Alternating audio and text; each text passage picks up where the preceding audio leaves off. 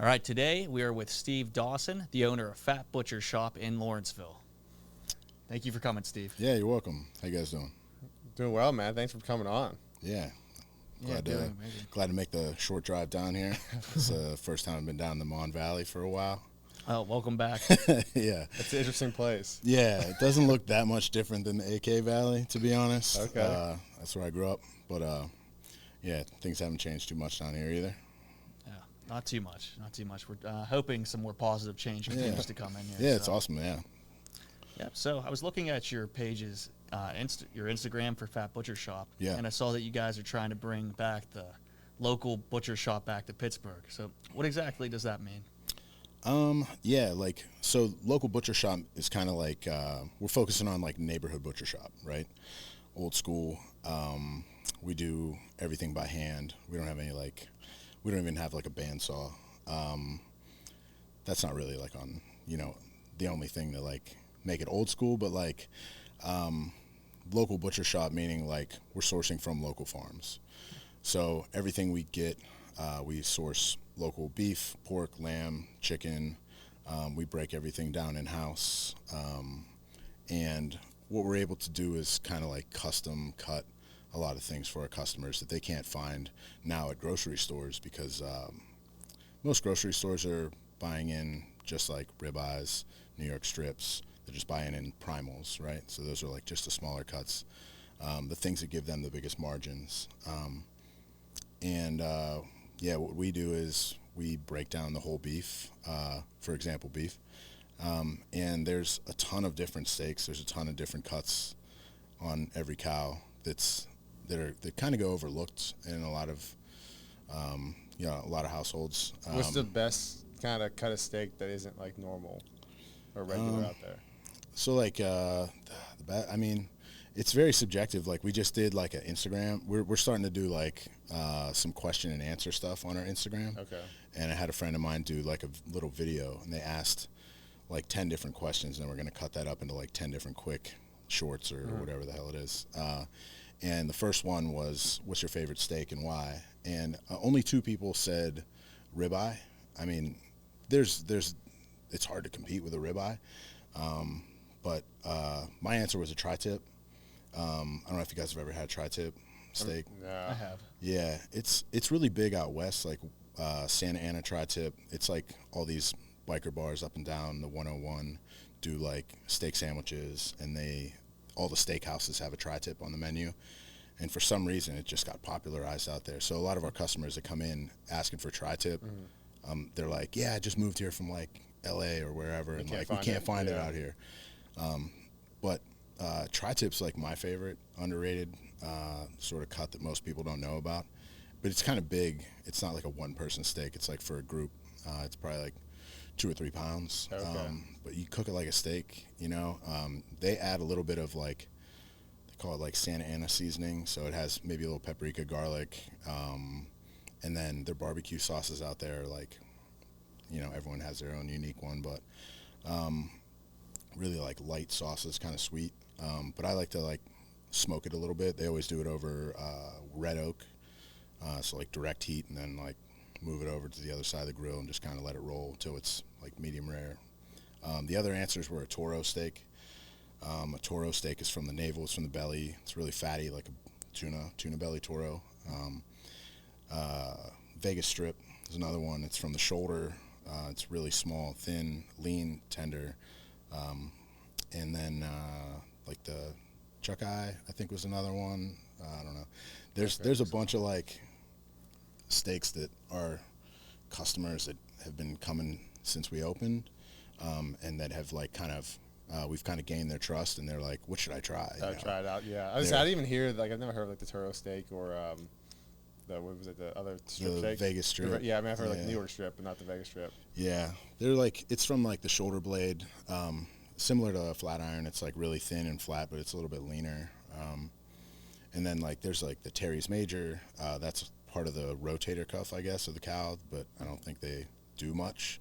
So it's just a steak that's like packed inside the shoulder that the USDA like found to be like really flavorful and tender like 10 years ago, and like let everybody know about it. And then we as butchers like had to try and figure out how to find it, because it's like this. It's hidden in there. Yeah, it's like this one little muscle. And you're making me want to have to try these different steaks. I feel like I'm out of my element. I feel like I only know 3 or 4, kind of the common ones. So yeah, I'll give them a try. You're not alone, man. You're not alone. A lot of people that come in are, especially like the people that come in like regularly, and that we've kind of gained their trust. They're open to trying a lot of these things, but yeah, most people still just know like they want a ribeye, they want a New York strip, or they want a tenderloin, and we always have those too. But there's a limited amount that come on a whole animal. So yeah, that's kind of been a work in progress. Is trying to teach, trying to educate. That's why I'm happy to do a podcast. Like I think learning about whole animal butchery is kind of important. Obviously, I've started a business with it, so I'm passionate about it. But the more I can like kind of educate people on that stuff, the better. And you said certain pieces of meat sometimes start to trend, so you'll notice it gets popular in the West Coast or something happens, then all of a sudden you hear it's like the most in-demand requested piece of meat. Yeah, it's like I always find like New York Times articles too, like recipes that come out online or someone posts something, it could be anywhere, and we're like all of a sudden selling out. Yeah, and we're like, what the hell did someone? And like people come in like with their phone and they go like, I'm gonna make this, and you're like, all right, I see where that came from. So everyone's getting like short rib cut. You need to be the one that starts these trends. You need yeah. Corner the market on one little piece of meat. Yeah, we need to start doing some like recipes and stuff, and like we do like sometimes put stuff like that on our newsletter, but it takes a lot of time, outside of like just doing what we're doing, and to do like a little bit of marketing that way. We did like a couple different pop-ups from time to time when we first got opened, just to kind of get our name out there. So it gave us an opportunity to like cook some of the stuff and like share that and kind of spread the word a little bit. Yeah, I mean, I'm sure after you're cutting down the meat, right? You're all sore. Last thing you want to do is take these exactly. Oh, yeah. So, I mean, I get it. Yeah. Then you said you guys locally source all of the cows and all of the animals. So when you do business with a farmer, how does that transaction go? And like, how do you choose the right partner as a farmer? Yeah, that was a challenge coming in.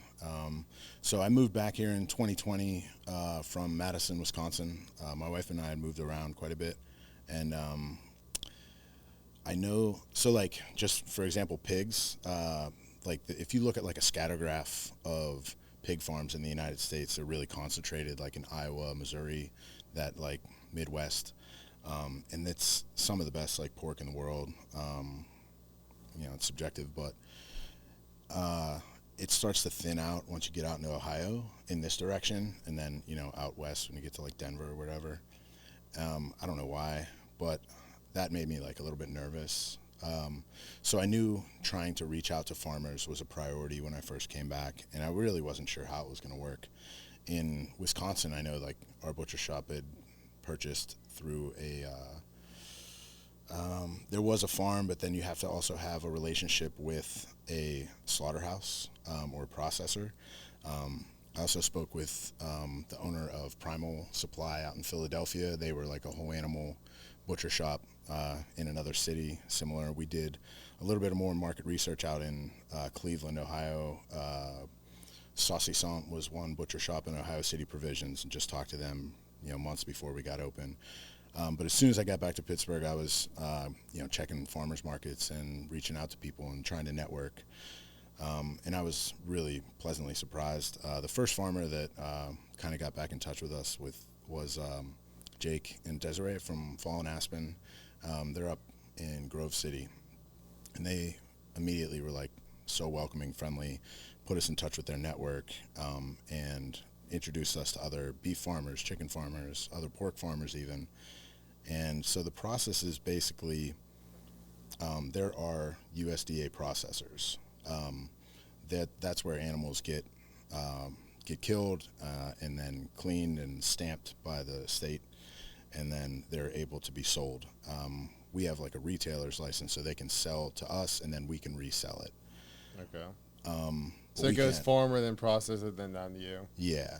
Yeah, there used to be processors in Pittsburgh. And like I was telling you guys about that butcher shop that was down the street, there's a couple, I'm trying to remember, Washington Island, you know where that's at? It's like right under the 31st Street Bridge. I do, yeah. They used to call that Pig Island. And they would have farms up on Troy Hill, and they would bring the pigs down Rialto and then out onto the island and slaughter them all out there. And I remember my dad telling me, like, driving across the bridge, it just smelled like burnt hair. Like, it was awful.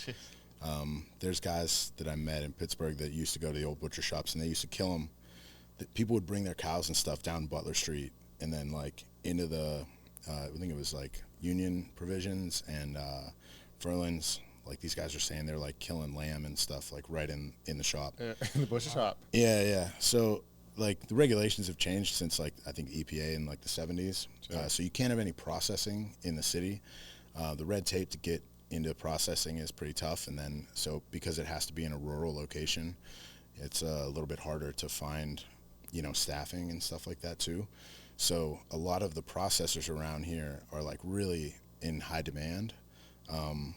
And I know, like, they're all always looking for butchers, but that's kind of like a bottleneck, right? So, like, that was something that I didn't really know about, and I learned just from talking with farmers and processors. So, like, there's a lot of farmers, and then the farmers have to figure out where they're going to get their beef or pork processed, and they have slots each week to take them to a processor, and then the logistics vary depending on farming, you know, and the size and demand and stuff like that. So they take theirs to a processor, it gets killed and then hung and inspected and then delivered, or they go pick it back up. They can have it processed different ways. There's a variety of things that can happen at that point, but working with a processor and working with a farmer is what I'd kind of learned from the owner of Primal Supply. And then in Ohio, there was a couple that, like, work together, like, with a farm that does their own processing, and they got their USDA inspection. And they're able to, like, raise the animals, kill them on the farm, and then bring them to market. Streamline the process. Yeah, but it's difficult. Nothing's easy. But, yeah, I've spoken to a few that are doing that, and we've worked with a couple different farms. But everything is either in, like, Westmoreland County, Butler County. I think we've had one or two out in Washington County as well, a couple farms out there, out that way. And yeah, even though we're not, like, in the center of, like, the pig pork, like, heritage mecca of like Iowa, there's, like, some really, really high quality animals being raised out here. So, like, the other part of it is, like, getting to talk to customers about the farming and, like, all the hard work that the farmers do. You know, we constantly are trying to, like, reinforce that like, we can't do this without having, like, good local farms.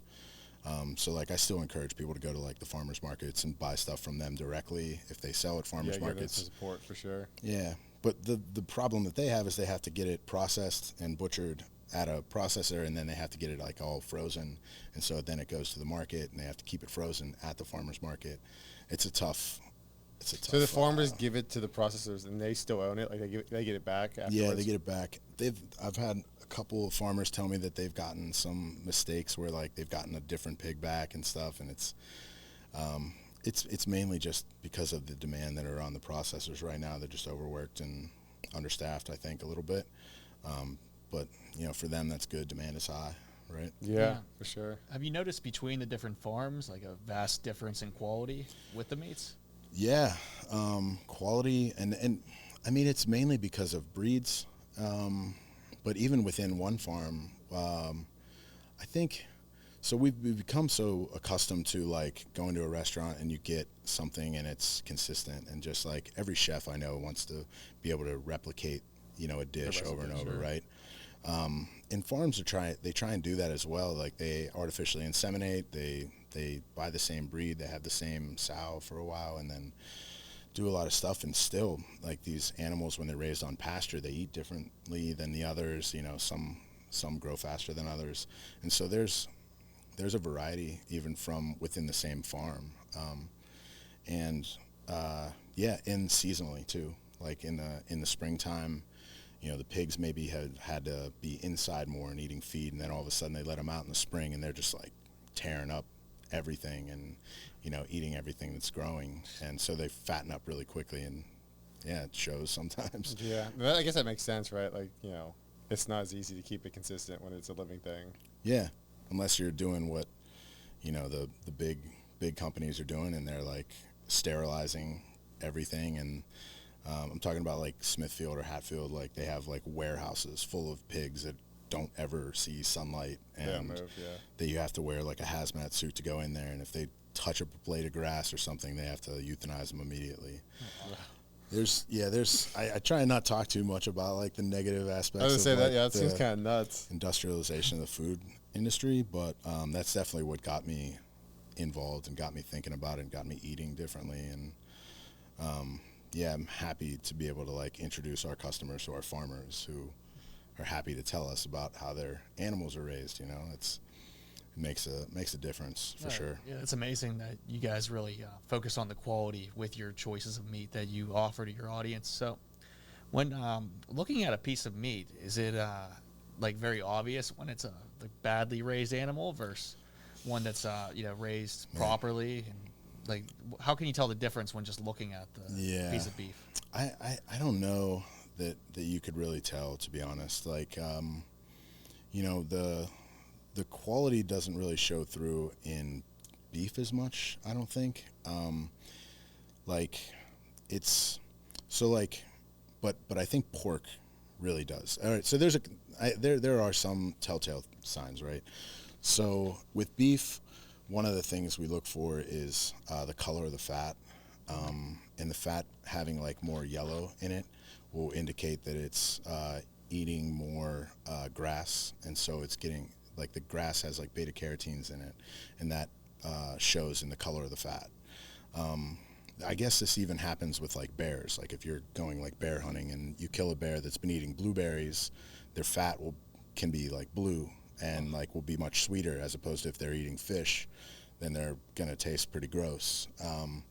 More corn in the diet will make the fat whiter, and more grass will make it a little bit more yellow. With pigs, the color of the meat that you see in the grocery stores, the pork is like, I remember even the commercials back when we were kids, like they would say like the other white meat, and it's like really like white or gray or like really light pink. That is an indication that the animal is not getting a lot of oxygen. Wow. That's a fun fact. Yeah, Isn't and like, I don't know they're if you deal with like, younger as well, like fish and stuff, but don't they artificially like color like salmon and stuff? Yeah, like I've heard that, and I've heard even like old school butcher shops and grocery stores used to dye like beef like red. They would like dip it in red to make it bloom bright. But with pork, you can definitely see sometimes whenever, and it could be maturity of the animal as well, that the meat will be a lot darker. I'll show you guys like a couple pictures of some of our pork chops and like the variation in color. Like it's much darker, it's much richer. Some of it even looks like beef. The color, and that's from living a little bit better. Okay.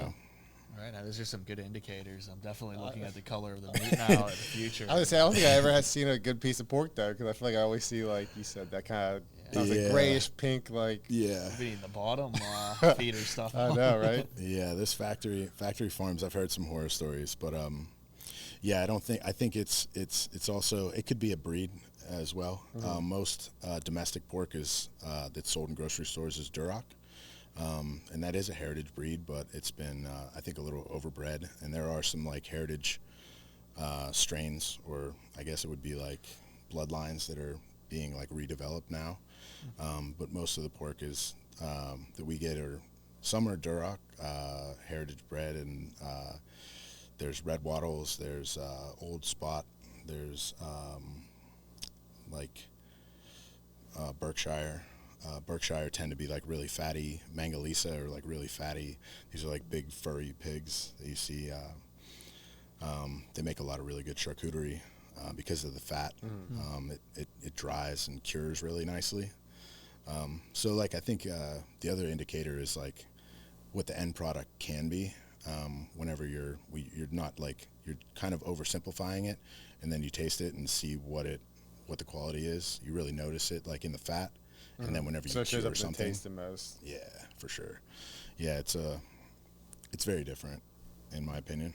So how long have you been in the meat business? I mean, you seem like more knowledgeable than anyone I've ever met, obviously. But it hasn't been as long as you might think. I was actually I went to school for geology, and I graduated in like 2005. And I worked in oil and gas for a year, and then did environmental consulting. And I didn't get out of that industry until I think it was like 2013 or 14. My wife and I were living in Montreal, and then wanted to move back to the U.S. and just left the office like entirely. A friend of mine and I had like talked about opening a restaurant, and I was like, I could put together a business plan. I know that. I know I could put together like budgets and stuff. Like that's all I was doing, was sitting at a computer and doing office work. Wasn't really doing as much field geology work that I had wanted to at that point. And so I was like, we're just going to shift gears and try something completely new. But I hadn't had any experience in it. So around that time, we moved to Madison, Wisconsin. There was a whole animal butcher shop there called Underground Butcher. I started working there part-time, and then in restaurants out there, really just to get experience so that I could open a restaurant. And what made you choose the butcher field, like to even get into that from that job before? It's so different. It's, well, I mean, I wanted to learn about the restaurant industry, but for some reason, I really liked the butcher shop that I would go to in Madison, and I wanted to learn that as well. But I wanted to learn, I don't know, it's restaurant service industry kind of adjacent.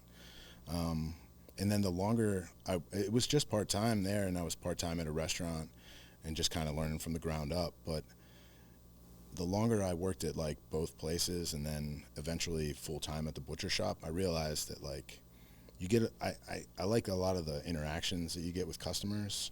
I think being able to talk to people about this stuff is, important and like something I enjoy doing.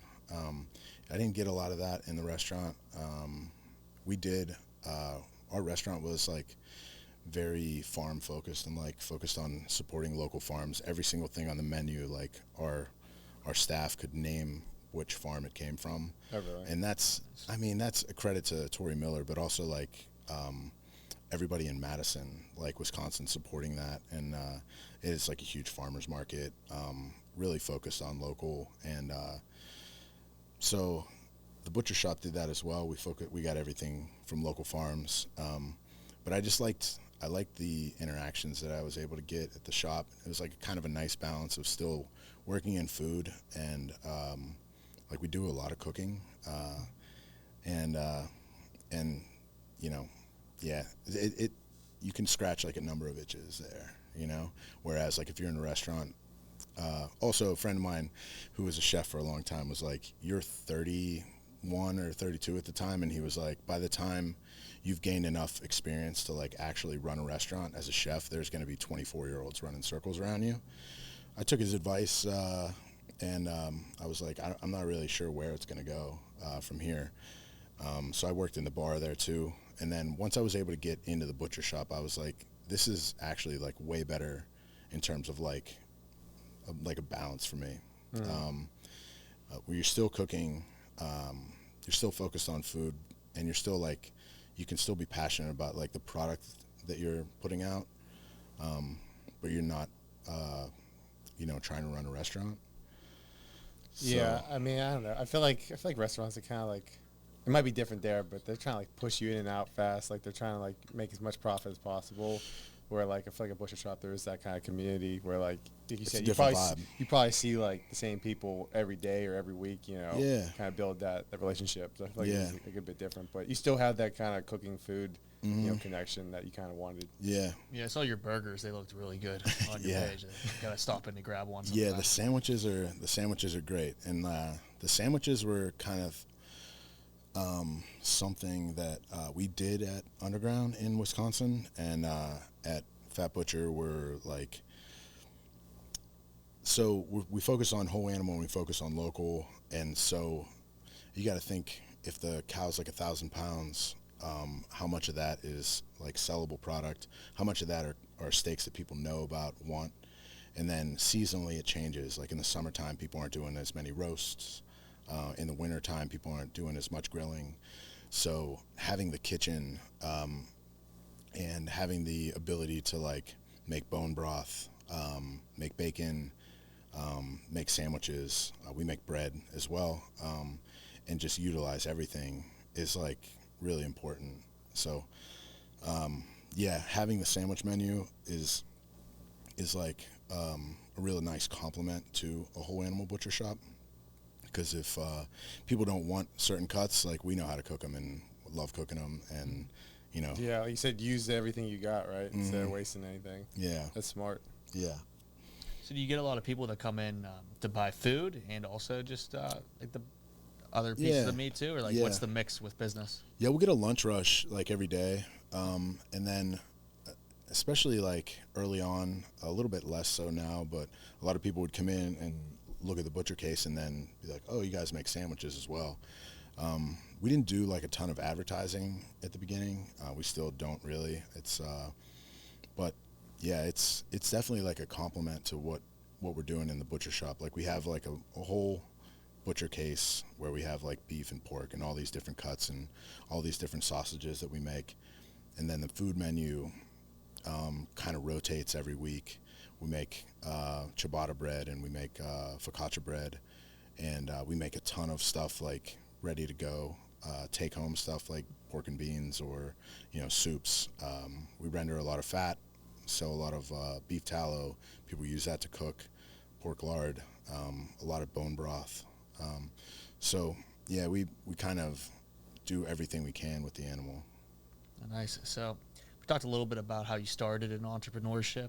Walk me through those early days when you first opened up, and you know what you had to do to get started. Some of the obstacles you overcame. I'm sure a ton. Yeah. You got a beer? No, I'm just kidding. So like, I thought I knew how to put together a business plan based on putting together like, you know, cost estimates for, you know, smaller jobs and stuff like that. I did put one together for a restaurant, ran it by a friend of mine who is an expert in finance, I'd say, and he was like, on paper, this looks good, you know.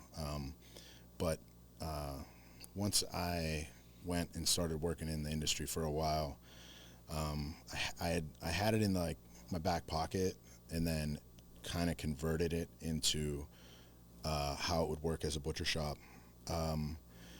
And then it was like, all right, well, how do you get financing for this? Do you reach out to private investors, or do you try and get like a small business loan? So as I was looking through those options and just sort of learning what I was going to have to do, I found a company called Score, and Score is like nationwide, and they have an office in Pittsburgh. And Score does mentorship for entrepreneurs. They're fully volunteers, and yeah, it's an amazing service. Like everyone that works there has a background in either finance or accounting, or you know, has owned their own business and then retired, and then volunteers their time to help like people like me. That's awesome. Yeah, it's great. They have even if you're like not like at the point where I was, where I had written a business plan, you can just go on Score's website and do, man, I can't remember exactly what the plan is basically, but it's like a template for you. So you answer a bunch of questions, and then that ends up turning into basically the outline for your business plan. And it's structured such that banks, like it's what banks want to see, or what private investors are going to want to see. Oh, so they can prepare you to get financing? Yeah. So it like helps you to like answer those questions, and then immediately puts it into that format for you kind of. And so I restructured my like entire business plan, and I just used some of the numbers that I had acquired and like researched, whether it's like commodity beef prices, or like reaching out to local farmers and finding out those prices, and then coming up with like prices that we're going to sell things at, and then labor and doing all that. You know, rent and things like that are always, you know, other intangibles. And we were pretty close whenever once I finally got to that point. So just to back up a step, so like we started in maybe April or February of 2021, and we chose our bank within the first couple of months, and they approved the plan in, I want to say, June, and we were able to start construction. I guess it was 2020. So then we started construction in the next. I got my dates mixed up. I'm sorry. That's all right. No worries. It was like so about 6 months, and then construction took about 6 months, and everything, like the construction budget was kind of close. It was right when we saw like a major increase in materials costs go up. Post-COVID, yeah, I'm sure. Yeah. It's like crazy inflation. So bids were like kind of all over the place, and equipment prices were all over the place. Like electronics stuff was hard to find, but even with all that, we were pretty close on budget. And then we went ahead and got the loan and did construction. A local company called Engine House did an amazing job. Someone just asked me about them, but they were our general contractor. And then, I kind of got lost in the sauce, but like basically like we had equipment budget, we had a construction budget, we had somewhat of a labor like build up budget, and then we had a rent and overhead. Small wares was the only thing that I really underestimated was, pots and pans. But it added up to a lot. It wasn't like it was nothing. But yeah, we were pretty close. But yeah, then we finally were able to finish construction. Construction finished on time in like October 21. And we were I think that's a pretty fast turnaround. Yeah, it might have been. I think it did start in. Yeah, I think it was pretty much that quick. Like that's what you said, about 8 months. Yeah, so I think we got the loan approved the September before, so it must have been 2020 when we got. So I subtracted a year, so it must have been. Okay. February 20. All right, I got it now. So we started right at the beginning of 2021. We pitched the business plan and got it approved in June, and then it took until September to like finalize it, and then from September until the next spring was like construction bids and a lot of other things, and then started construction in like April, May, got it done by the end of summer, and then opened in 22 in October, November. Okay. So the total process was almost 2 years building up to it. And during that time, I was like working in kitchens and working like some construction with a buddy of mine, which helped immensely once we got open and I had to hang a bunch of shelves. How did you decide on the location in Lawrenceville? I have some friends that do some real estate purchasing, and either they like flip houses, or they do a lot of construction, or they do rentals. And everyone that I asked was like, if you can get into the neighborhood of Lawrenceville from now for the next 10 years, they were like, that would be my number one pick for you. But initially, like, I was driving around and took some advice from another friend of mine who opened a restaurant in Madison. Was like, just check out the neighborhoods, like walk around a lot. I asked a lot of friends of mine that I met, and I was looking at Lawrenceville, Bloomfield, Garfield, Northside. I even looked downtown and then like the Strip, mostly on the East End though. It's maybe like just a part of the city I'm more familiar with. I have some friends over on the North Side, and they introduced me to a few potential locations. But it was actually, and I also like emailed pretty much every neighborhood development group like in the city, just to try and figure out if they needed a butcher shop, or like if they knew of like some commercial spaces. My wife and I would drive around and just look at all the buildings that had like a phone number on there, call them. Just call them up. Yep. I'd have friends of mine that were in construction come and look at the buildings with me, figure out how much it might cost to do a rebuild, or like if they had any like red flags. But what it came down to was like the history of that block in Lawrenceville has had a butcher shop for like over 100 years. Wow. There was Furlan's, and there was Foster's after Furlan's, and then across the street was Union Provisions, and these were, I believe, like Croatian immigrants and Polish immigrants that started making. They were actually like processing animals there. There's still a lot of older people from the neighborhood that like remember walking down the alley on like Dresden and looking through the fence and watching them like kill the animals. Probably hearing like screams, not yeah, like, whatever, yelps. I don't know what you call it. Yeah, but it's kind of cool because like you were telling the story beforehand, but like yeah. you kind of was like pay a little tribute to them, like because you do it the old-fashioned way, or like you have that the hand stuff instead of kind of that industrial type. Butcher shop type. That's a lot of people remember the old shops, you know, and they tell us what they used to get there and go in and. Like I said, seeing animals getting like killed and stuff, but do they ever say they wish it was like the good old days or anything when it came to that part? Not quite. I think the only thing they're looking for is better prices, but yeah. But that doesn't come with quality. No, not usually. Quality or like efficiency. But yeah, and doing business in Lawrenceville is not cheap. And labor prices, like you have to pay your staff if you want people that want to learn how to do this, and like a lot of our staff are like really experienced in like restaurants and stuff and do amazing things every week, and it's that's the thing, when they get good and like you don't pay them enough, they'll just go somewhere else for sure. You're like an independent contractor. It's a at-will state, and luckily I had like one of my good friends, Allie, she and I had worked together in Madison, and she and her partner had moved out to Portland, Oregon during the pandemic, and then didn't really like it out there and wanted to move like somewhere farther east, like closer to the East Coast, and they have family in Ohio. And when I talked to them, they were like, "Oh, you're opening a butcher shop for sure, like for real?" And I was like, "Yeah." And they're like, "All right, we might move to Pittsburgh." And so immediately I had like some friends and some people that I trusted, to like come in. Now Allie manages the shop, and Allie's partner Emily runs the sausage program, and it's been really fun. We have like 6 full-time employees right now, and at the beginning, there was only like 2 of us that really knew how to butcher an animal, so it was a lot of training.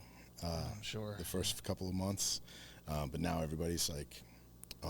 Kind of finding their niche. Do you need like a license or anything, or is it just kind of like a apprentice program and you just kind of? There's like apprentice programs in England. They still have a lot of tradition when it comes to that stuff, but thankfully we don't have any, regulatory requirements over learning how to butcher. We've had some people that have come from like grocery stores, like Whole Foods and stuff, and they're like, they're not like. We're not doing any actual butchering there. Gotcha. It's really just we've had like a lot of chefs and stuff have wanted to learn and sort of know how to break down cuts and like where they come from, and but it's a different speed of environment. I've worked with a lot of chefs that have worked in butcher shops and then like gotten bored immediately because it's more of like a 9 to 5 and as opposed to like a 2 in the afternoon till 2 in the morning type shift. There's not as much after party, but I'm okay with that now. Yeah, you were saying it took you about 2 years before you were able to open. How good did it feel on opening day to actually see that dream turn to reality? Man, it was great. We had a friends and family night. I got smashed with a bunch of my buddies and cut some huge ribeyes for people. We had a nice party. The next day was rough. I had like a photo shoot thing. I was just like wicked, like hungover. My head was so big. Seeing that flash, probably. Okay, man, you want to turn that down a bit? Yeah. So the first week was kind of a blur. I remember opening it. There's a video of me opening the door and unlocking it for the first time, and just being like, "We're open," and just being so nervous. Like, is anyone gonna come in? And then like 5 minutes later, some guy came in. We're like, "Oh shit, you're our first customer, dude!" Like, that's awesome. We were very excited. It was a good time. It was a little stressful for thousands of reasons, but the fact that like my wife works full time as well, and then I kind of sprung it on her a little bit, I guess. That if you talk to her, I think that's how she would kind of explain it. Was like, we need like to do back office stuff, like pay bills, and like she used to manage an office. It was like a wine importer. And I was like, you know how to do all this stuff, right? With like invoices and Sure. She's like, yeah. I'm like, can you do all that? You want to help out? Yeah, so she's been doing that from the beginning. QuickBooks was like a huge learning curve for us. I still don't know how to use it, but she does all that. At least you got someone that does. Yeah. For now, and then if anyone does QuickBooks out there and wants to freelance, hit me up. There you go. Yeah. Those first couple weeks, how was business when just opening? So we got open right before Thanksgiving. Oh, okay. Yeah, anyone that was in the industry was like, you got to get open before Christmas. You got to get open before the holidays. That's when a lot of businesses make most of their money. So at the first couple weeks was like, are you going to have turkeys? And we're like, yeah, we're going to have turkeys. Like, I got to find turkeys and then figure out how we're going to get, like 50 to 100 turkeys into the shop because most of them don't deliver. So I had a buddy that happens to have a nice Escalade, and we filled that thing up with turkeys and drove them down. And then the few weeks after that, it was just like, sink or swim kind of. It was a lot of training and a lot of people, a lot of cuts and a lot of people cutting their fingers and stuff. But and then getting into the holidays was like taking special orders and trying to do rib roasts and, getting people's holiday dinners kind of ready for them. I kind of knew what to expect, but yeah, it was a good amount of we got a lot of like kind of free press at the very beginning. We're really lucky in that regard. I probably reached out to like every Instagram influencer, and like I was sending DMs to like everybody from our like account. We're saying like, hey, we're about to open up. Check it out. Yeah, I don't even remember. There's some definitely cringy DMs that I sent out. I mean, that's how we got you on here. Yeah, I mean it works. Like it's a good way to get in touch with people. It's a lot of numbers, right? Yeah. Right. Yeah. What is that called? But no, it sounds like you guys kind of had like type really? No, but yeah, we got on like TV and like one of the morning shows, and like that helped a lot. Like a lot of people were like, we saw you on there, and then they came in, and I was like, I was drunk, and then so a lot of people were just hearing about us, and came in like right for the holidays. Like, are you going to have this? What else are you going to do? And it was a lot of like educating our customers at the beginning and trying to get as much information from the shop out. And we didn't have like an advertising budget, so it was mainly just Instagram and sending out messages. And we got a couple articles, a couple like good food writers. They wrote really nice stuff about the things that we were doing. We were able to invite them to the friends and family and kind of share with them some of the stuff that we were going to be doing. So that helped a lot. Yeah, it seemed to work out, obviously. It's kind of, so when did you open? You said October, so like you guys kind of had quick it was like kind of trial by fire with the holidays coming up. Yeah, I think it was actually the first week in November. We were in there like having meetings, sitting in like office chairs around a butcher block for a couple of weeks, and then recipe testing, and then I think we broke down maybe a half a cow. I was like, I'm just getting in one half a cow. I'm going to demo this. Like, we're all going to butcher, but like, I'm just going to show you guys. And then next week, we're going to be open and we're going to do this like for real. And the holidays were like really busy. But like I had said about the back office stuff, like we didn't really know how well are we doing, right? Mm-hmm. How are the numbers looking? Like, what's the P&L look like? And we didn't really build one until I got in touch with like my bank, which is Enterprise Bank. They're up in Mount Royal or like Allison Park area. Okay. They have like a business development side, business management consulting, and they helped us out, and we were able to like track that with our accountant. And then after the first few months, like you see the slowdown in January, February, March, and then March, a lot of people still don't eat meat for Lent. So like, oh jeez. I didn't think about that. Yeah. Then it's like fish fries and stuff. So we were like, do we do like fish? No. So we made our way through the winter, and then summertime, it was then kind of starting to get like off to the races, you know, like getting closer. Like Memorial Day is a big one, 4th of July. I'm sure all the cookouts. Yeah, and then it was like Allie was like smart enough to take notes on each holiday, like what we sold and what we ran out of, and just like notes for the next year. It's like 4th of July, we must have ran out of sausages like 3 days before the 4th, and we're like, fuck. And then it goes into like Labor Day, Father's Day is a big one, Valentine's Day is a big one. So all the holidays, we're like, all right, we got to focus on those days and not run out of steaks or sausages or whatever was in demand. And then this is now year 2. We're going to be 2-year anniversary in either October or November. But congratulations! Yeah, that's amazing. Yeah, thanks. Things are starting to like level out, and now the decisions of like how do we pay off this loan, because like interest rates just went back up after the first 2 years. Things like that. Those are decisions that my wife and I are gonna have to make here in the next couple of months. Yeah, and as of now, do you guys do any advertising, or is it still word of mouth and referrals? It's mostly word of mouth and referrals right now, because it's an election year. Like advertising is expensive. So like even radio ads and stuff like that. There was one other podcast, shout out Greenfield's Finest. You know those guys? I don't. No, we don't. No, they're good dudes. They're mostly like just a bunch of dudes that grew up in Greenfield, and they just like dick around, and one of them's a comedian, or maybe more than one is a comedian. The first time I met with them, and I brought them like some sloppy joes.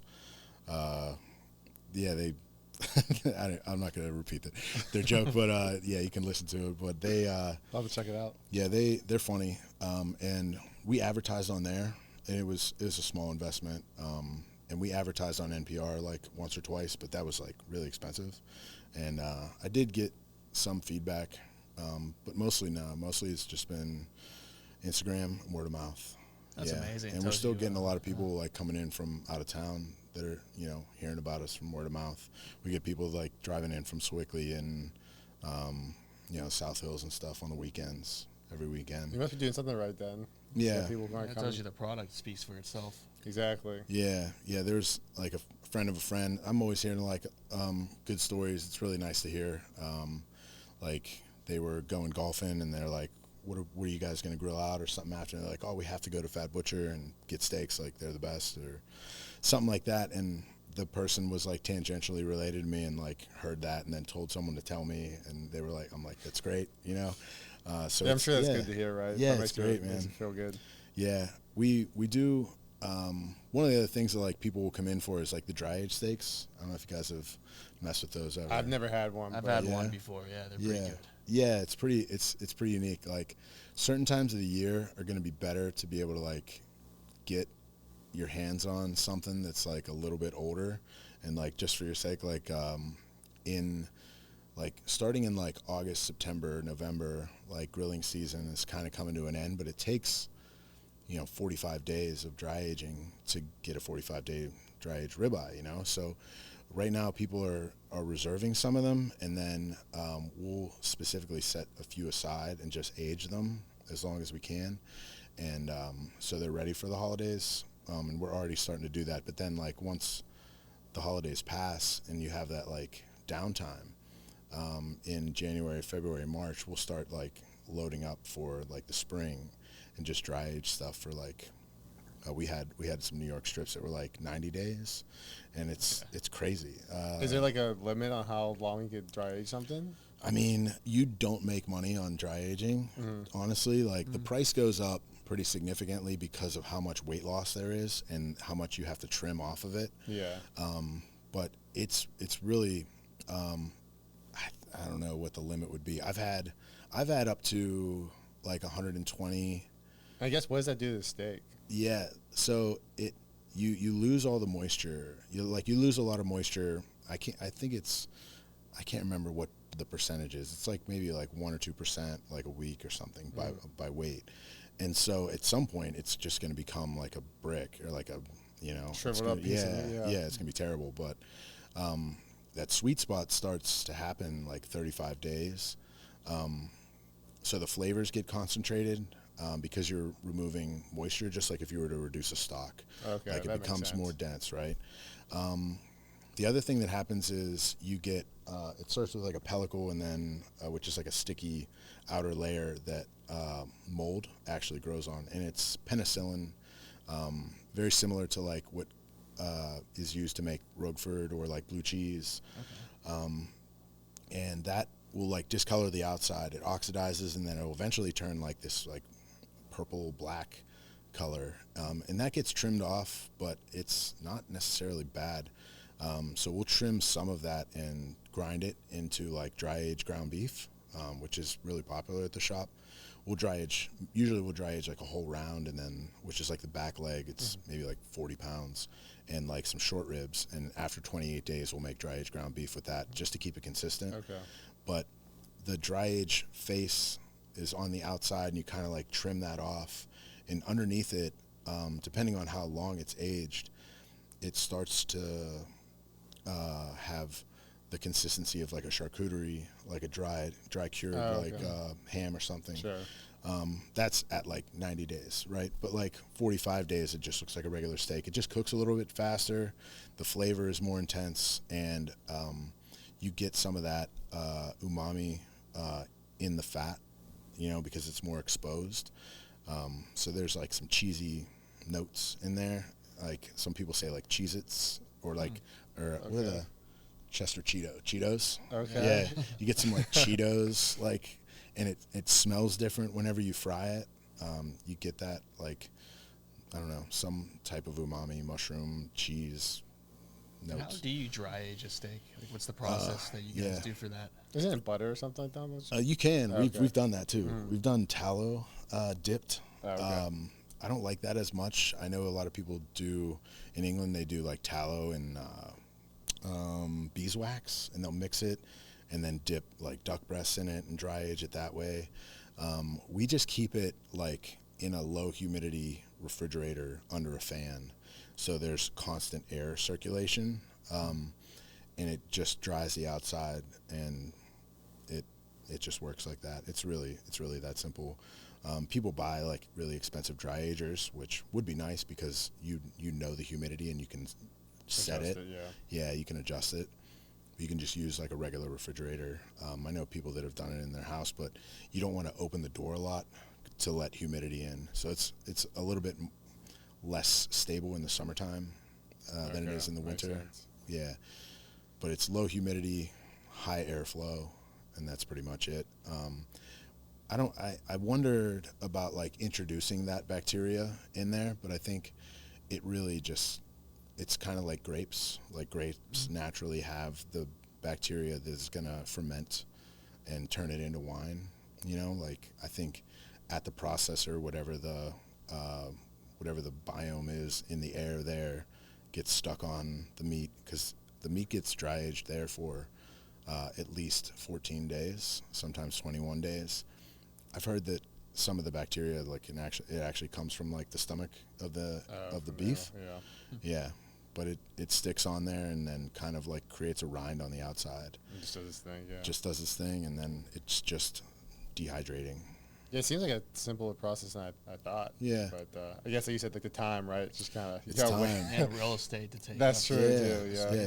Yeah, it takes up space. You have like meat in escrow, like basically. Collecting interest for one day. Yeah, Gotcha. yeah, and like I said, like I know I haven't tried to do the math on how much weight loss you have, but like I've had enough butchers that own shops that are like, you don't make money on dry aging. Well, what's like the difference in a steak that's dry aged, like the price per like pound? I want to say it goes up like $3 or $4 when it hits 28 days, and then another jump at 35 days, and then another jump at 45 days. Okay. And like our ribeyes are like $30 a pound if it's boneless, and 30 and 32. And so it goes up to like maybe 35, and then by the top end it's close to 40, 45, yeah. Yeah. And but you know, you notice the difference. There's I think the major like sort of tipping point is around 35 days, and so there's a number of our customers that'll ask us to like age it to that, and then cut them steaks, and then they're all set for like, I don't know, a few months or something. My mouth's starting to sell. I was just saying, I'm pretty hungry with all the steak talk on. Yeah. So what time are you guys open in the main? Yeah, we'll be open 11 tomorrow. Okay. We'll be open 11 a.m. tomorrow. We're open till 7 every night. We're only open till 4 o'clock on Sunday, and we're closed on Mondays. I'm about to get something for now we're gonna stop football Sunday. Sure. Yeah. This Sunday we're actually going to be at Spirit. Well, I might be at Spirit for. Do you guys know Spirit? It's like No. It's a bar, and they have like a huge music venue upstairs. Yeah, it's right on Stanton and Butler Street. Okay. It's a little bit older of a crowd, and I mean like it's mostly like 30s or something. It's not like, but they have like shows for every demographic, I swear, and they're always doing like tons of like cool live music over there. They did this thing a few weeks ago called Summer Recess, and it was an outdoor music festival. There was 2 stages. They had everything from like, I don't know if it was bluegrass, but there was a guy up there shirtless just playing a guitar, and they had like a ska band that was doing country music, and then a DJ, and it's just like such a good vibe over there. They know how to throw a party. I was saying like there's like a Venn diagram of like people that have face tattoos and like people that are like have their kids out and about, and like there's like that's where it like converges. It's like that's our demographic. That was Spirit, yeah. Like, and they were like people with face tattoos with kids, and it's just like positive vibes all day. We were selling like a lot of hot dogs, and we made Chicago beef sandwiches. It's like we like to party, but we also have a Roth IRA. Yeah, yeah, like right there. Yeah, it was great, man. And so we're happy to go over there this week. They're doing like a Steelers Sunday. That's we're awesome. gonna do like some hot sausage sandwiches and stuff, or they're doing them, but we made a bunch of sausages for them, and we do a giveaway. Yeah, so it sounds like a good weekend. Yeah, should be another good weekend. Yeah, the weekends are always busy. Saturday morning and Sunday morning we get a lot more people from out of town, and then during the week we're a lot more regulars, a lot more familiar faces. Makes sense. Yeah, but yeah. So Steve, what's a piece of advice that you would give to somebody that's starting out in entrepreneurship? Yeah, I got a good advice from a friend of mine, but most of the advice that I got was from books. I mean, I think just read as much as you can. Read about leadership, read about communicating, read about teamwork and stuff like that. But it really depends on the business. So if it doesn't involve a team, if it just involves someone doing something on their own, the piece of advice that I got was to like find something that people want that someone isn't doing very well in an area, right? Like you find that, and this was a Italian deli that opened up in Madison, Wisconsin. He wanted to open up like a New York style deli, and he was like, I love this town. There's no New York deli, I'm gonna do it, and it's very successful.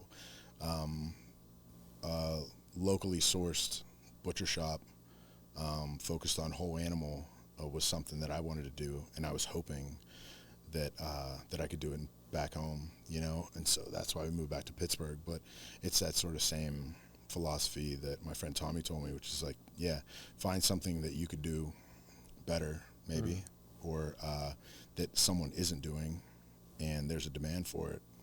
Go for it. That makes sense. Yeah, especially if it's that's really what you want to simple, do. obviously. Yeah, I mean, That's great advice. Yeah, I mean, it's really simple, but a lot of the books helped a lot. A lot of friends of mine that had worked in sort of leadership positions and book recommendations that they had, just talking to people that are experts in different fields and seeing what translates. I'm still like always focused on that, and outside of reading like random history books about catastrophes and war, I'll try and like sprinkle in some of that. That's great. Appreciate that. And what's the best way for people watching to find Fat Butcher Shop? Yeah, follow us on Instagram. Fat Butcher Shop is the Instagram. We're on Butler Street, 5100 block. That's pretty much it. If you go on the website, fatbutcher.com, you can subscribe to the newsletter. We post like quarterly or so. To say the holidays are coming up, so yeah, check them out. Yeah, on the cuts page of our website, you can see all the different cuts that we do. Not just those ones that I mentioned to you guys, but yeah, every cut off the beef, every cut off the pork, and then always all kind of sausages and stuff. So there's good stuff to read on the website. Spend a good bit of time on that. Yeah, that's smart. Yeah, awesome. If you guys want quality meat, go to Fat Butcher Shop. I know I'm going there. So thanks, buddy.